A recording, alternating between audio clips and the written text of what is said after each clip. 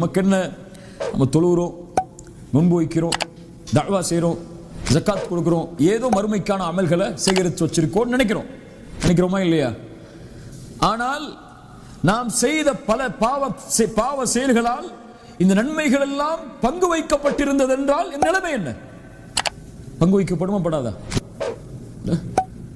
தொழுகை பங்கு வைக்கப்படும். ரசூலுல்லாஹ் சொன்னார்கள், நீங்கள் தொழுகின்ற 5 வேளை தொழுகை பங்கு வைக்கப்படும், ஜகாத் பங்கு வைக்கப்படும், ஹஜ் பங்கு வைக்கப்படும், நன்மைகள் எல்லாம் பங்கு வைக்கப்படும். எப்போது?